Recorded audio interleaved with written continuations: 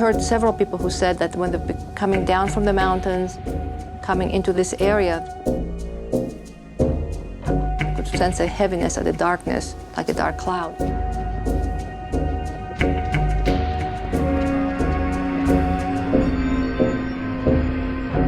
And I wouldn't be surprised if it's not from the prison system. The prison system has always been part of the culture in Canyon City. We have 13 prisons in that county. And so the city basically grew up around the prison there. It's important to know that when a recession hits, like we have seen hit America and Colorado, and in Fremont County, that when you have an industry like prisons, those jobs are not going to be involved in layoffs. You're not going to be turning loose inmates during a recession.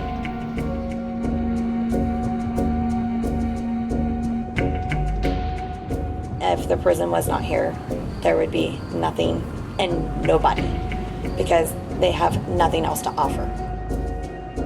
The nickname for this area is Prison Valley.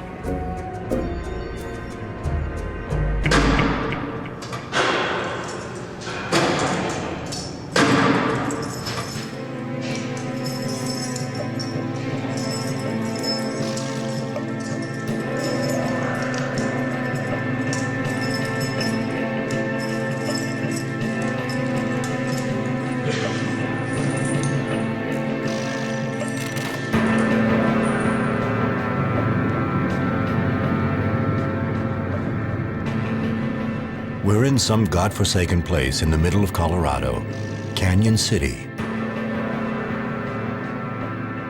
We'd been fantasizing about this town for a long time now. In fact, ever since we read that sentence in some newspaper, Canyon City is the clean version of hell. A county of 36,000 souls, 13 prisons, and a century of stripes.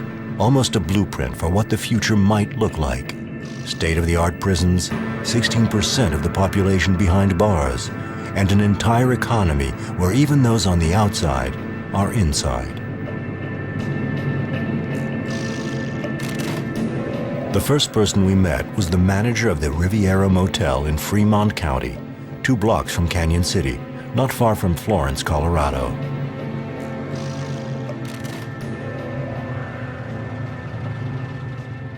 Everything about this place appealed to us. Its rundown feel, the garish orange, old-time America. There were problems that day at the Riviera. The Wi-Fi wasn't working. The air conditioning had gone crazy. The vacancy sign was flashing, and some laundry was missing. And Helina was already playing cat and mouse with us. My name is Helina Dabrowska, I'm Polish. Dabrowski, American style. And my husband and me came to Florence in 1988, and we bought a small motel, Riviera Motel, and we are still here.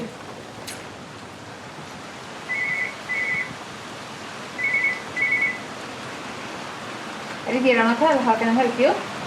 Hello?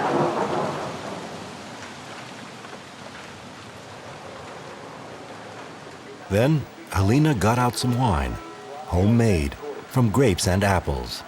Polish, no doubt about it. The Riviera's calling card said, "Hospitality is our business." That sounded like the slogan for the whole county. She told us that we should stick around until the prisoners' families turned up that weekend, right here at the motel. Brenda was one of them. Little did we know that she'd have such an impact on our trip. We followed Helina's advice. We put down our bags.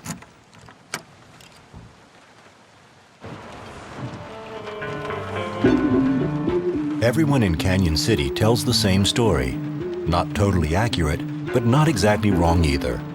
They said the town had had a choice in the 19th century. Become Colorado's university capital or its finest prison city. That's how the legend goes, and that's what makes people tick around here. But to understand what it's really like here, You have to get out of town, then come back later. Put in the miles, head north. Go to Denver, the real capital of Colorado, and meet with people like Christy Donner, a penal reform activist. Her headquarters is a social center in the heart of the city. There is a reason why our prisons are so far away, out of sight, out of mind. I mean, it harkens back to this notion of banishment, right, in other times, where you banish people for bad acts and they are removed from society. It harkens back to slavery in this country. I mean, we have a long legacy around making profit off of people in chains. We like control, we like force, and that's the perfect recipe for a criminal justice system that is dominated by incarceration to this extent. In America, a lot of times what we'll do is try and solve a problem with the biggest stick we can find, right? And that big stick in the criminal justice world is prisons.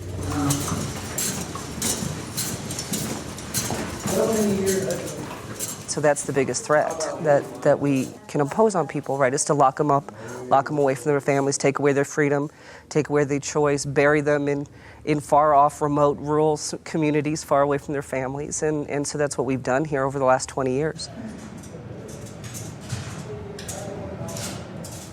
You know, there's a U.S. Department of Justice report that said an African-American male born in 2001 has the odds of 1 in 3 odds of going to prison in the United States at some point in their lifetime. 1 in 6 for Latinos. I mean, that's mass incarceration. And when it's literally in the African American and Latino community, every family is impacted. Somebody who is a member of that family has been in prison or is in prison or jail. That's astounding. That's astounding.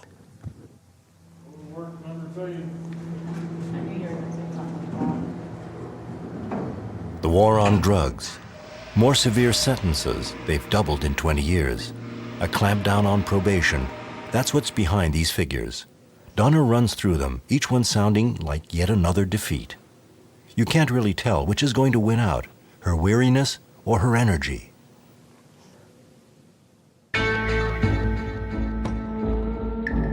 A few blocks away, still in Denver, is a small house. It belongs to Erin Rosa, a tiny slip of a woman, 21 years old. She moves quickly with determination. Erin is a journalist. More than that, actually. Old school, kind of a loner. Erin is one of the only reporters in Colorado tracking down the flaws in the prison industry. The biggest issue facing the United States prison system is the sheer amount of people we are locking up right now. The United States incarcerates 1 out of 100 of its citizens. And that's more percentage-wise than even China incarcerates. Fremont County has the largest prison population in the state, but also one of the largest in the country as far as per population and county. It's unique in that it is one of the only counties to have so many prisons, and it's the only place where there is a federal Supermax, and it's also one of the highest population of prison inmates in the United States. Working out of her office/sitting room/dining room/bedroom, Erin is a believer in Obama, in the changing face of America. But she tells us not to get our hopes up too much, because if there's one law in Canyon City, it's the law of silence. When I first was writing the stories, I went down there and I stayed a week.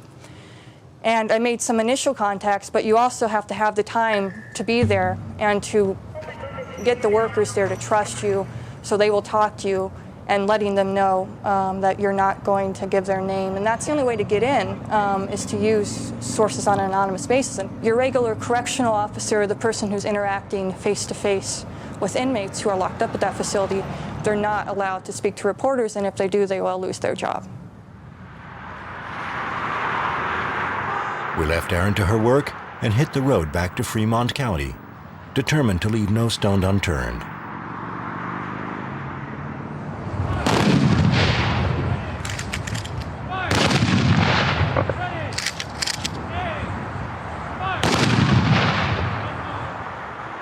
As we drove past Colorado Springs, some music caught our ear. Like every year, a crowd was paying tribute to the prison guards who died on the job. The traffic down below on Highway 25 drowns out the ceremony.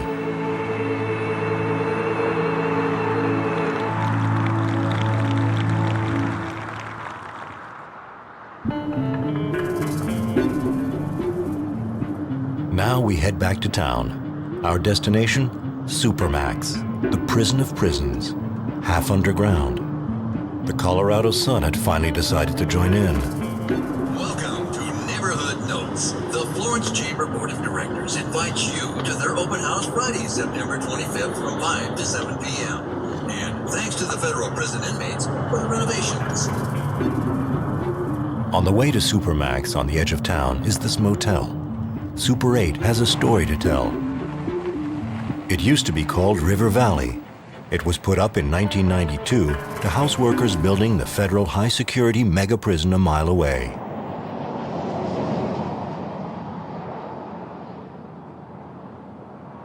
Back then, the locals pitched in to buy land and donated it to the Federal Bureau of Prisons in Washington. The whole town was rooting for this federal prison, somewhere between a desert and hell, clean as a whistle.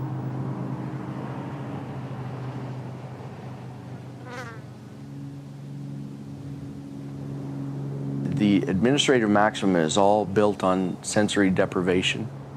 The prison basically is a triangle-shaped prison, 2 stories, upper, lower. We have a bottom corridor that the inmates, all inmate movement is conducted in, as well as general staff movement. Anything that is basically there to keep the inmates from gaining access to the outside. So even when the inmates are on an outside rec yard, they see nothing but straight up. The walls, 20-foot walls, so that all they can do is look up, they see sky, but they get no familiar surroundings around the prison. That way they have no landmarks. They really can't tell which way is north, which way is south. And it's to prevent them to make some type of escape plan. We met Alan Rexford for the first time in one of the only decent restaurants in town. Alan brought along some union friends and some books about the end of the American dream and a portfolio on the prisons of Canyon City. The pizza wasn't so good, but he was perfect. At first, we didn't notice what he had under his shirt. We didn't care.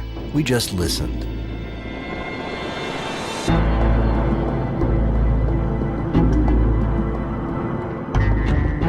The only access they have to the outside is they have a window that's approximately 4 inches wide by about 4 foot tall. They can see the sky, they get light in, which is an ACA standard, American Correctional Association standard. They have to have so much natural light.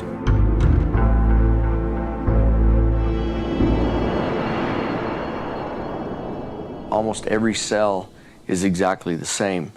Inside it has a stainless steel shower. It has a concrete bunk in it. It has a concrete desk with a concrete stool and a concrete shelf to set the TV on. And then inside that cell there's what we call a sally port.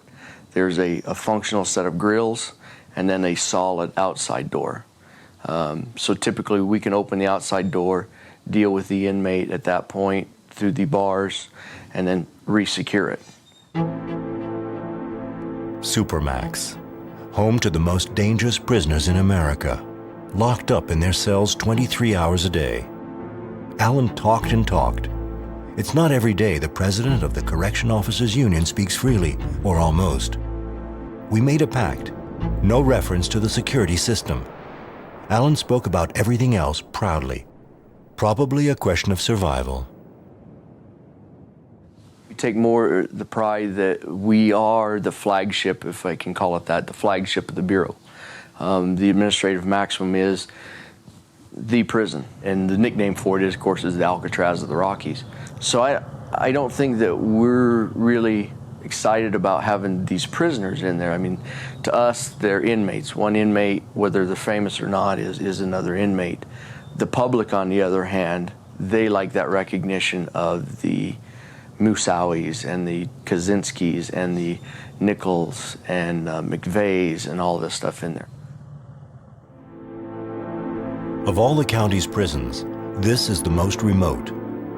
Whenever we get too close, there's always a black and white car blocking the way, or else some particularly vigilant farmer in his pickup.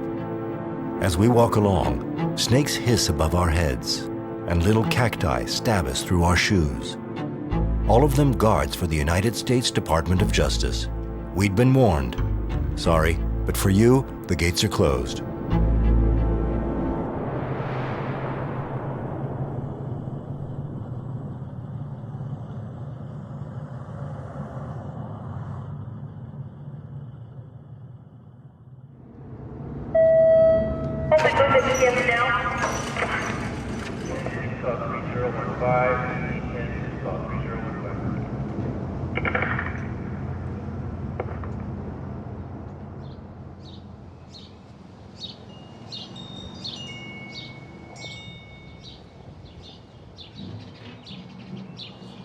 The next morning, we woke up at the Riviera. We couldn't believe our eyes. A leaflet suggested we serve time in a museum. The Museum of Prisons, within the walls of a former women's penitentiary, complete with birds, gas chamber, and picnic tables. Death whets your appetite, apparently. The only one of its kind worldwide. At regular intervals, we hear announcements over loudspeakers. It's coming from above us, and it's for real. It's coming from next door, from another prison, but that one's active. We got out of there.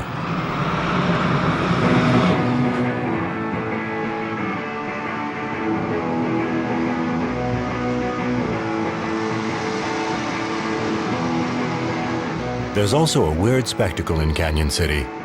Lots of ageless, helmetless bikers, pensioners wandering around, or correction officers leaving for work. That's how it is here. As soon as you talk to someone, that someone knows someone who works in a prison. It's as automatic as a rifle. Except for them, the town's rock band, the Flumps.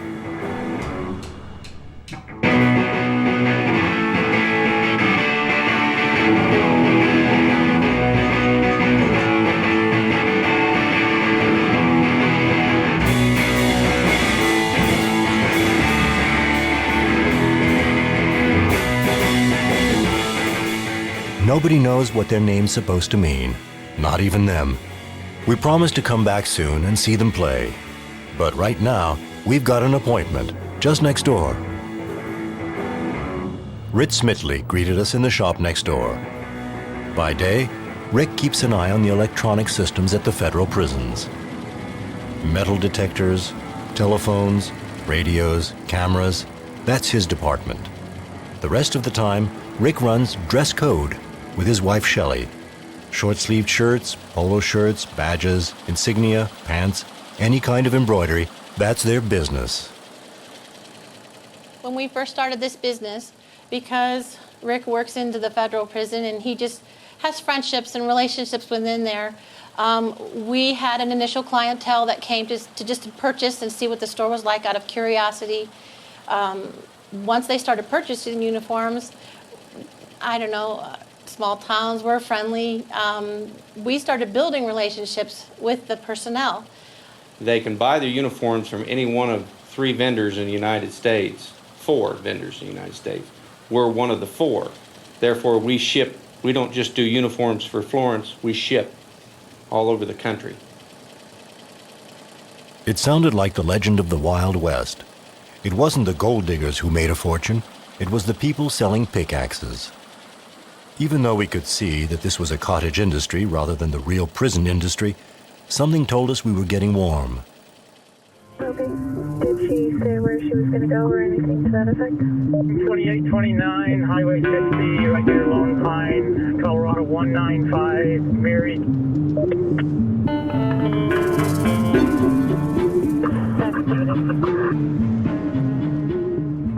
The entire perimeter of the State Department of Corrections plows around next to the fence and keeps it freshly plowed so that if an inmate leaves and escapes, they have to cross it to get outside, and so they will know which way the inmate went. James Biker, Republican, serving his second term as sheriff, looks like he's straight out of Central Casting. At a crossroads, we ask him if his real name's James or Jim, because that's what everybody calls him around here. James smiles. "Call me Jim," he says. "Makes me sound more like a sheriff, don't you think?" And there's Jim, picking his way through the hills around Canyon City, across the area set aside for prisoners who've died without relatives. Somebody's written a song about it on YouTube. It says there aren't only orphans under our feet. Some of these guys went to the gas chamber. Some of them were innocent. When the train whistle blows and the air smells like rain, I'll rest here in peace. And nobody dances the Woodpecker Waltz. The song's called Woodpecker Waltz, after the final walk down death row. We didn't ask Jim James for anything. He was just taking his time, moving from one grave to the next. We thought it was an act, but soon realized it wasn't. Jim's like that, keen to show us every nook and cranny, tell us about his town, win us over. 103. Then as Ford turned off the main road, Jim Biker wanted to show us this, an empty prison.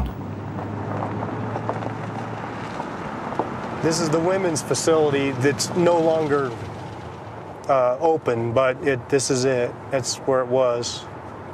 It's not as protected. We can drive up to the front gate and you can see some of it. It is decommissioned now. I went to a ceremony here a week or so ago that officially decommissioned it. A woman guard appeared out of nowhere. She told us to clear out. Jim said we'd better do as she said. We would soon see her again. You see a lot of this block on these homes. This is native to our county, and inmates did chisel that out. They cut that by hand. I would be willing to bet every building that you see in Canyon City downtown and in our county that has that kind of block, an inmate at some point cut that block.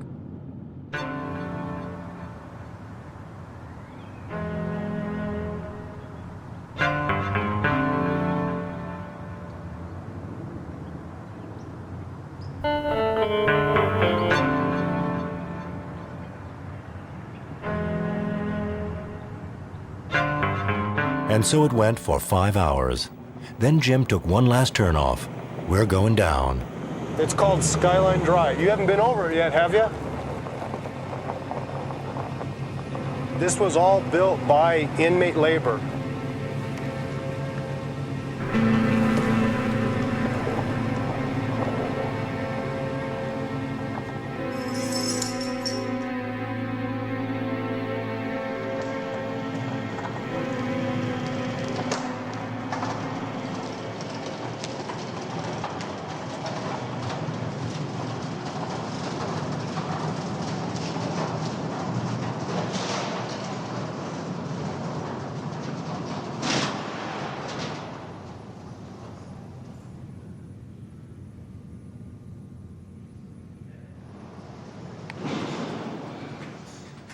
Make sure you got the right too.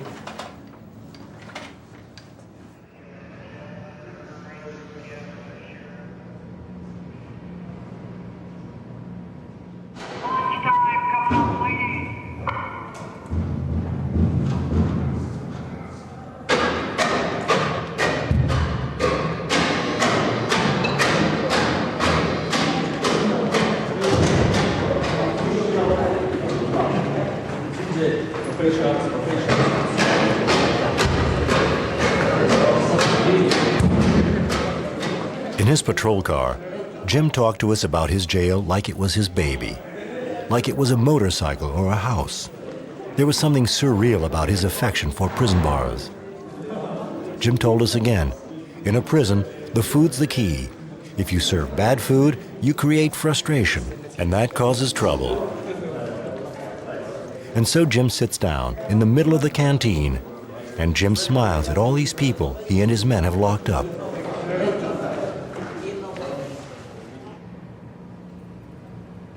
The sheriff's jail is a kind of antechamber to the county's prisons. Drunk drivers or murderers? Joint smokers or bank robbers? Most of them pass through here. 145 men and 18 women, all restrained without distinction. For security reasons, a guard whispers to us. Smells everywhere. The place reeks of damp and foul air breathed many times over.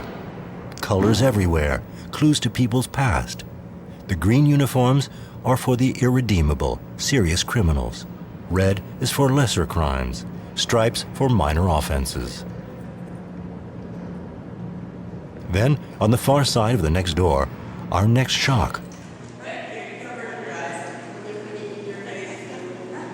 16 beds and 18 women. 2 mattresses on the floor. Here we go again.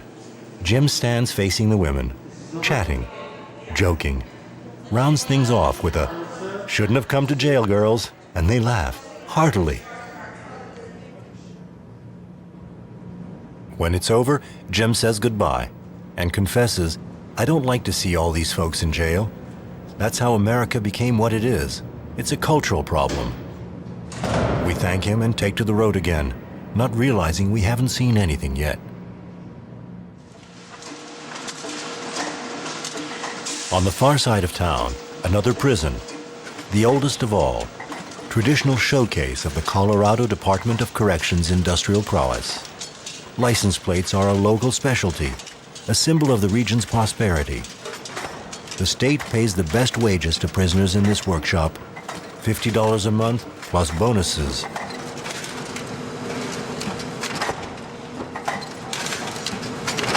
Inmates work in the stamping mill, making state license plates and road signs. In the West, when they say something, they're not fooled.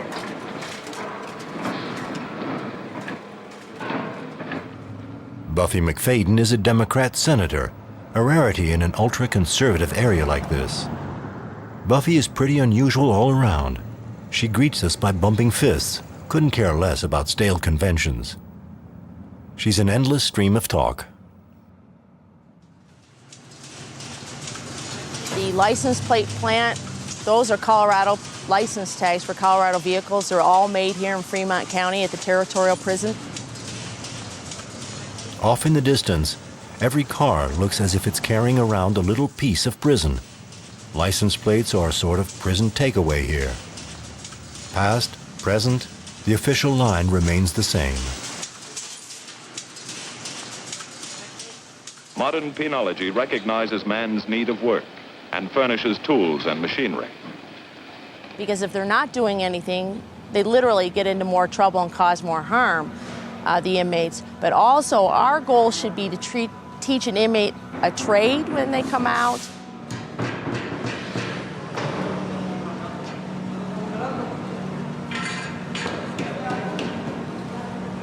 We have some of the lowest paid inmates in the country. I'll never win an election wanting to pay inmates more money.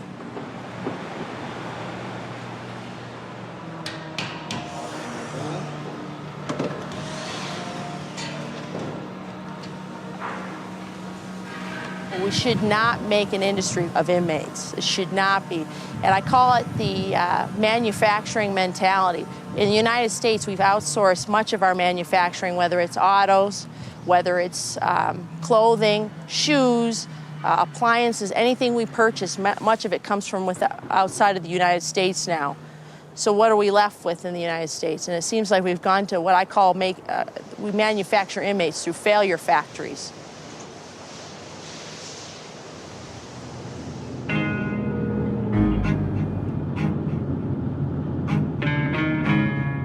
We felt like we'd just come out of the prison visiting room, drained. Represent, get crunk, represent, get crunk. If you know you refugees, just go ahead and throw it up. Represent, get crunk, represent, get crunk. If you know you refugees, just go ahead and throw it up. Ah!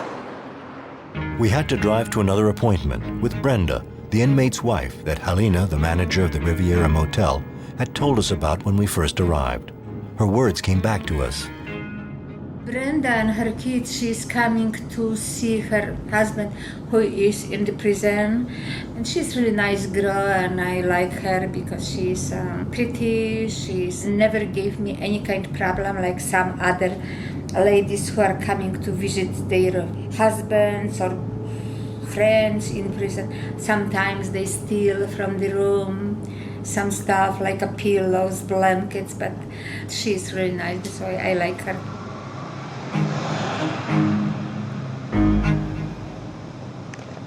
I am going to be 28, and my husband is 30. He'll be 32 tomorrow. The hardest part's been for my daughter. She was 3 when he had to turn himself in. You guys are going to make me cry. Sorry. Everyone says their husband or their loved one's innocent. In our case, they never proved anything. It was a white-collar crime, and they sent him away for 10.5 years. We're 10.5 hours from home. He's never been in trouble, ever, before this. I mean, he didn't kill anybody. I've been against the prison system in America.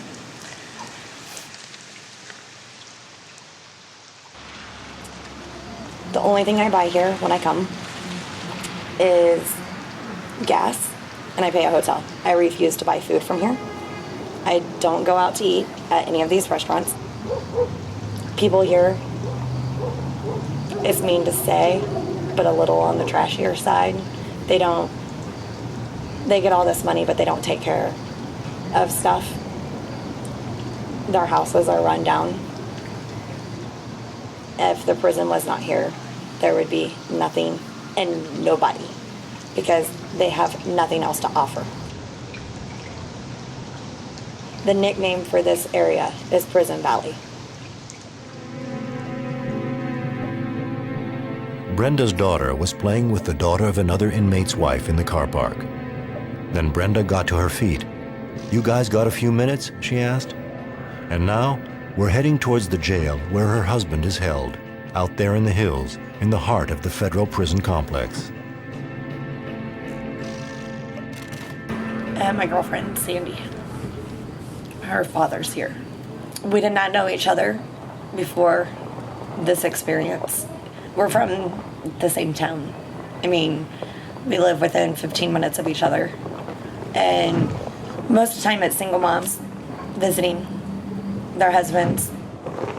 You find other ways to make it a cheaper drive, cheaper flight. You have the ADX, the federal camp and all that on one ground. It's the FCI, Florence. He's in the camp. There's 2 or 3 other that are on the campus. I feel nothing when I get there. I've been doing it for 2 years.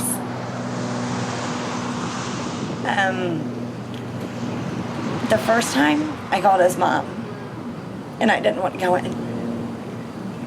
But you get over it. It's not as bad as what you think. You get in and you're like, okay, I can breathe. They're okay. Coming is not the hard part. Leaving would be the hard part.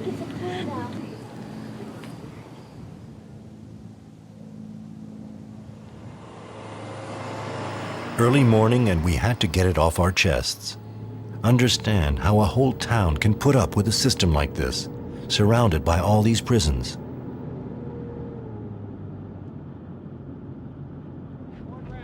One standing, one kneeling with the reload. Out!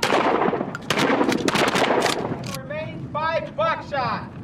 2 and 1. Out!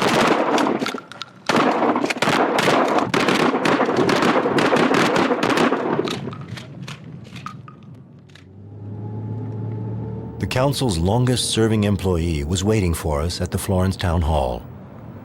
This was what we'd come for, to understand how things worked, to listen to everyone, to judge no one.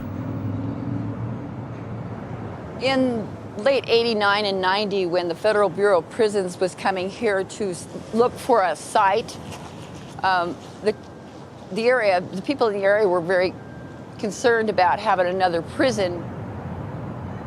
It's a clean industry, and it wasn't that we didn't want a prison, but it would also, ensure jobs. One of the concerns that some of our council people had at the time was inmate families. And the concern was that inmate families could bring in drugs, alcohol. There could be a drain on the health services, the Department of Health Services for welfare cases. The Bureau assured us that when they put prisons in a community, that their policy is that if they find out, and they can find out, they keep track of the prisoners and their families. If they find out that the family is thinking of relocating or has relocated, they move the prisoner to another facility immediately. So we haven't had any trouble with that. Every resident was like Dory, eager to reassure us. Canyon City was a safe town. We didn't doubt that for a second. It was precisely their lack of concern that intrigued us. But did they really benefit from this prison industry that locked up their lives? It was parade day on Petroleum Avenue. Everyone had come to celebrate the pioneer years, years when gasoline flowed like wine and there were coal mines at old-time prisons. So, we come to our king, Ralph Caristeel, and our queen, Darlene Caristeel. Here we go, come on.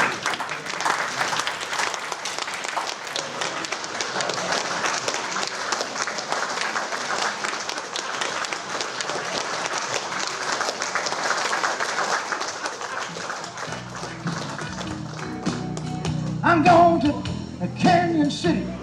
Canyon City, here I come. I'm going to Canyon City. Canyon City, here I come. There's a great little river there. It was time for lunch, time to see something a little different. Alan, the Supermax officer, had recommended a place, the Good Time Cafe on Main Street, Canyon City.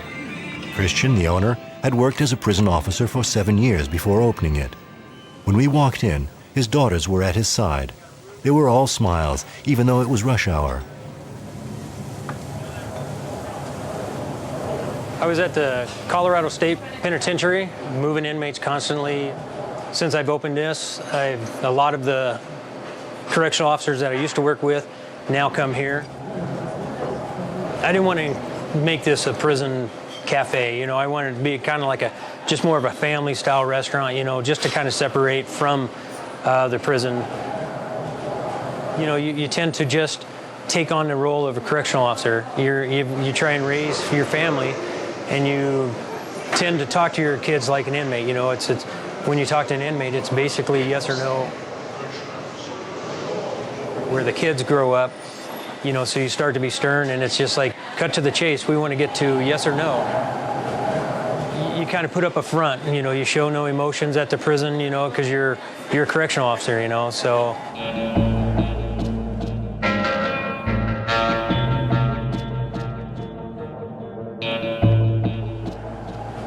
Here, now it's okay to cry, I can let my emotions show again, and I think my kids like asking me questions again, rather than yes or no, what do you want?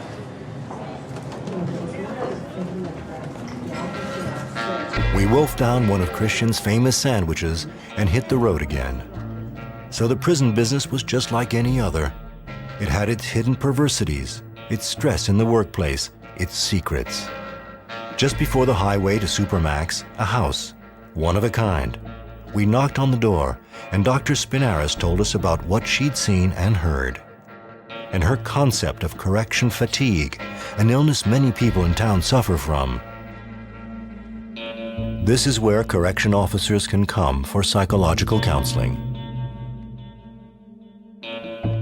For example, they start seeing themselves as a cop all the time, as like a warrior person. They start seeing themselves as a warrior all the time.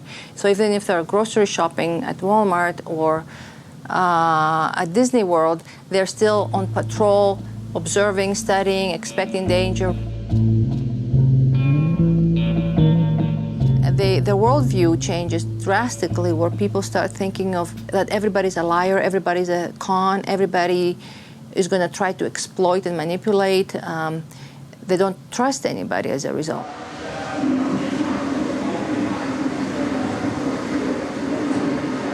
The correctional staff get very isolated. They don't talk to neighbors. They stay very distant from everybody. And they get in their cars, don't say hello to anybody, just get in their car, out of their car. So there is an isolation and a fear.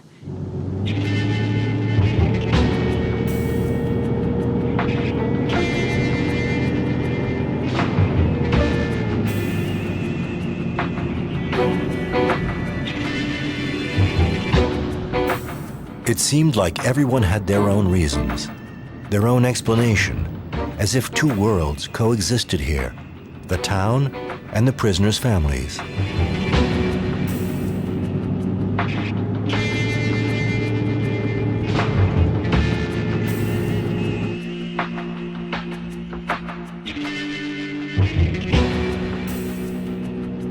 Behind the routine lurked veiled glances, suppressed hatred, and impossible friendships. As with this bus we saw plowing its way through the town every morning, releasing some guys, transferring others to a prison or a construction site. This was the real Canyon City, a village haunted by all of America's fears, and ours too.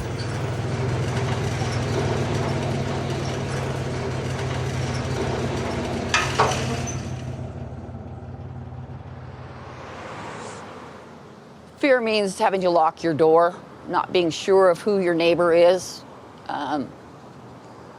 worrying, anxiety.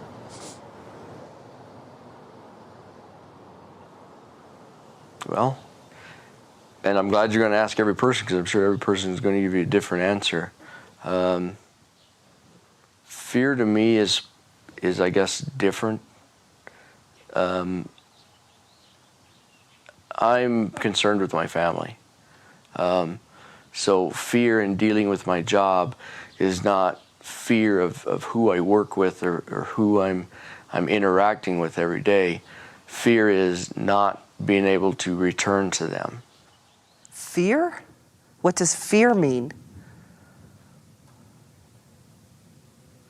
Damn Frenchmen. I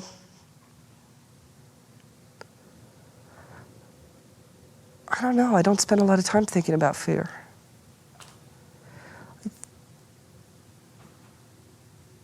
What does fear mean to me? Not much, apparently. Not much.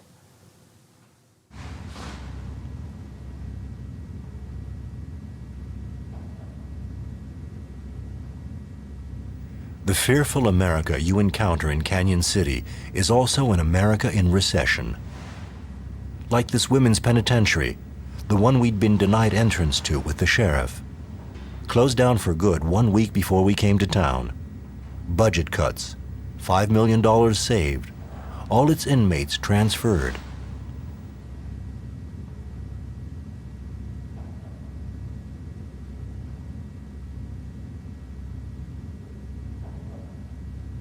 Here are Don and Donnell, 2 of the 5 remaining guards at the deserted prison. Ghosts, the jail's final inmates. Donnell was the one who'd block our path. Someday, she says, they'll reopen this prison. One color stands out in Fremont County, orange. It's the color of money, the color of prisoners, the color of the region's long-lost splendor.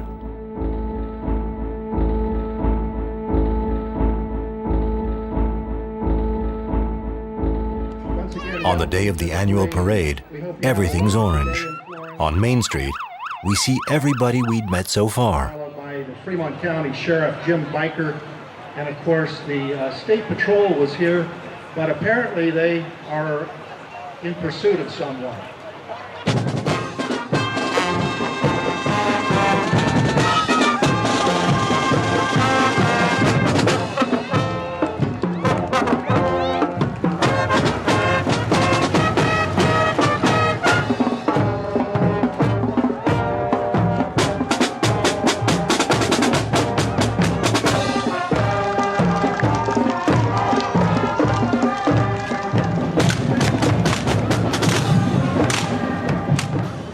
Even the Flumps, the town's rock band, take part like everyone else. And like everyone else, they've got some orange. There, on the banner they've hung on the back of their truck.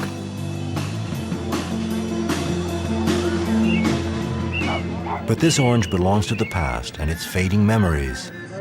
Times aren't as prosperous as they used to be around here. These are times of crisis. One of the county's representatives smiles down from his orange and blue float.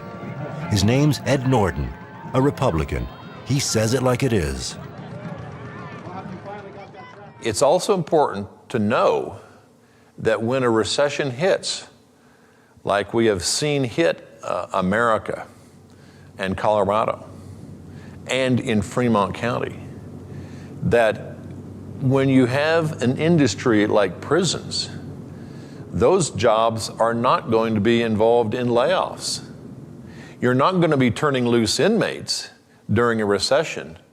You could call this the Canyon City Way, a single industry running at full capacity, the prison industry, a kind of citadel against a sickness that has gripped the entire country. It's recession time.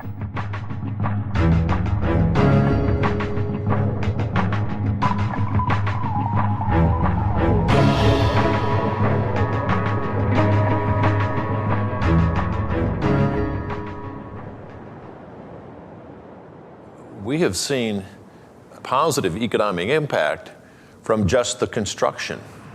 When you bring in thousands of dollars of pay to construction workers who are on the job for even 18 months or 2 years in a community that are building a multi-million-dollar prison, then you can't snub your nose at that, because buying groceries, eating at restaurants, and buying gasoline as they live among us while they're constructing prisons.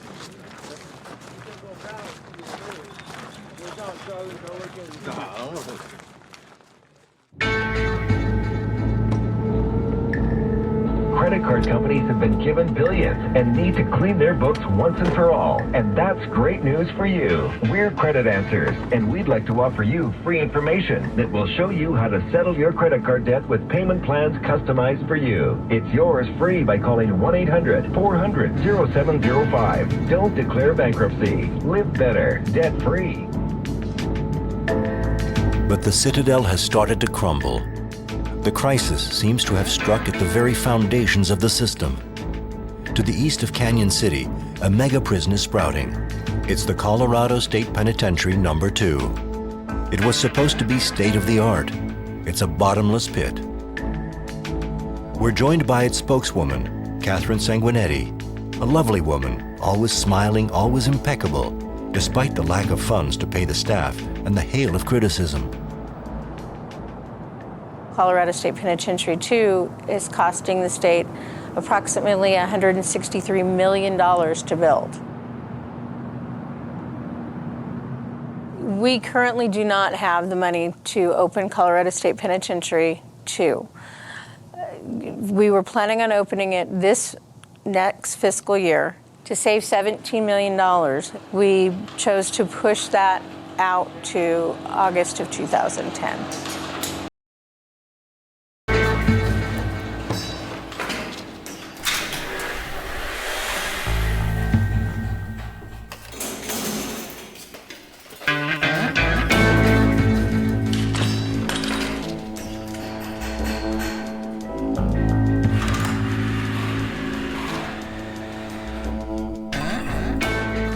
The foreman showing us around occasionally runs his hands over the wall and says, "That's reinforced concrete. We bring it in from Denver, then put it together here like Lego." At the end of the corridor, this Lego suddenly takes on a bitter aftertaste. So the rumors in town were true. Anything is possible in prison town.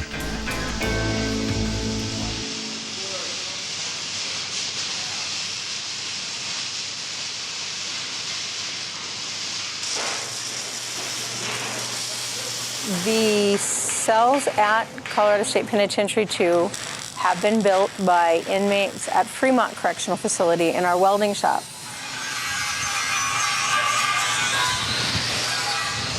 And then we've stored them on the complex until time for them to be installed at CSP2. They've all been completed.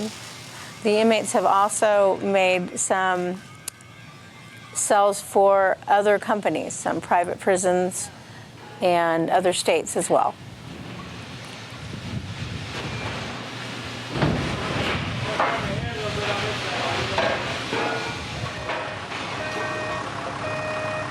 The prison industry seems to have come up with the perfect formula.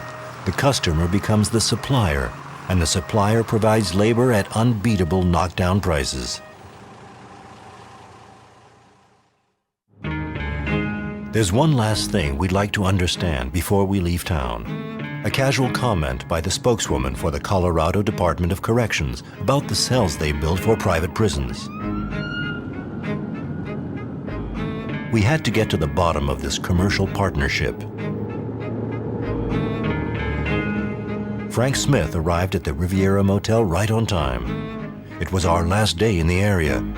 He just racked up 500 miles in one go, just for this, just for us, just to share his obsession with private prisons. We call them for-profit prisons rather than private prisons because it clarifies the issue. It makes it much more understandable. They charge an awful lot of money to keep inmates who are typically lower custody inmates.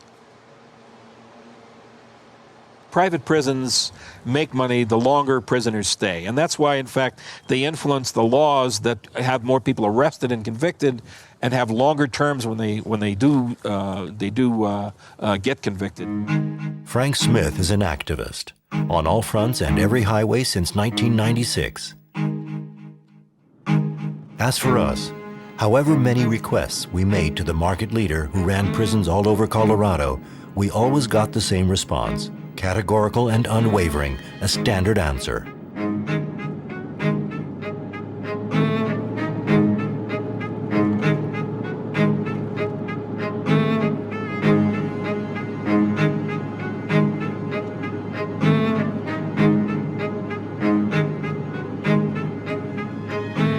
Even though Canyon City didn't have any for-profit prisons in the strict sense of the term, we could sense them lurking all around us.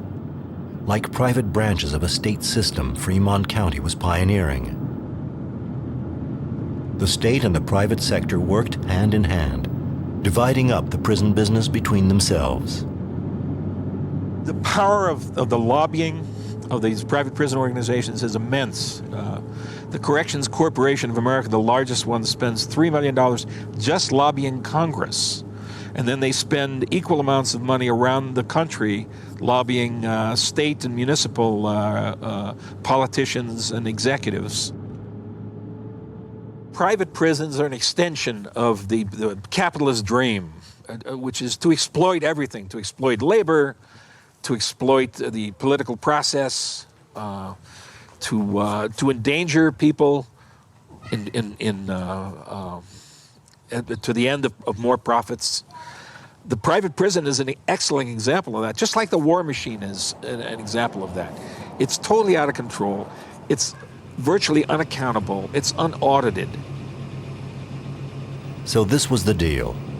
The private sector paid for the penitentiaries they built. In return, the state guaranteed it a steady flow of merchandise. Prisoners, in other words. At this point, Frank began to tell us a story about another state. There were two judges that were discovered who had taken $2.6 million in bribes to send children to jail, to two for-profit prisons, mostly for very innocuous offenses, very trivial offenses, because the contractors were making so much money on keeping these children. So children who really hadn't done anything wrong at all, or who had committed an offense that was so minor that the sort of thing that they might be held after the end of school during a school day, they found themselves doing months or even years in these two for-profit prisons. It was an extraordinary scandal, but the scandal died out the news of it died out after just a few weeks.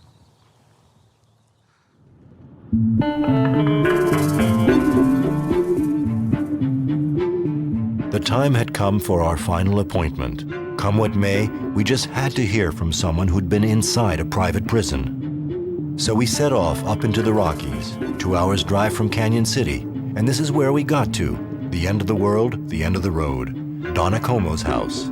20 years in jail, a third of that in private prisons, plus some time working with juvenile delinquents. My second week on duty, I was kicked in the head and about knocked out by a youth offender, and I said, you know, I want to press charges, and they said no. And that particular adolescent shouldn't have been probably housed there. He was on a large number of, medications for his emotional control. Probably would have been better served in a mental health facility. Probably should not have been residing in that particular facility, but they wouldn't let me do anything to bring that to light, because if your beds are empty, you're not making any money. So they house individuals that shouldn't be housed, and they take a risk on their staff on a daily basis. Donna was traumatized and transferred, until one day when she was posted to a different private prison where a riot broke out. The prisoners were protesting against prison conditions. In her chalet, Donna flipped hesitantly through her photo album.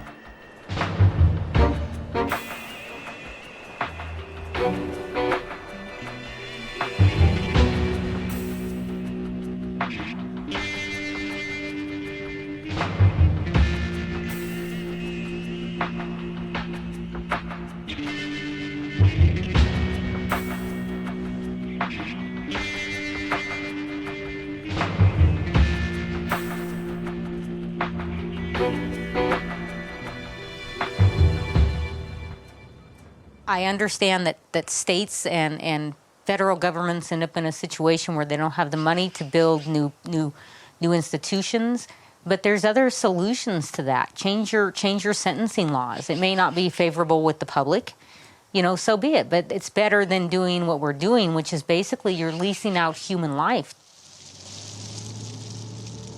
How should we put it? We felt like her face looked exhausted. Somewhere out there in Fremont County, our friends the Flumps were playing Nirvana. We turned around, we said our goodbyes, and we left Prison Valley.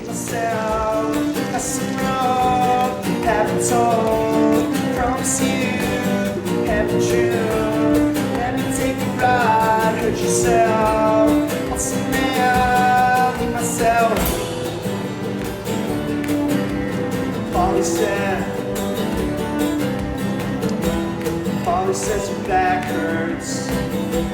She's just as bored as me. She caught me off my guard. She hates to keep away. She makes me sing. It's me, haven't seen.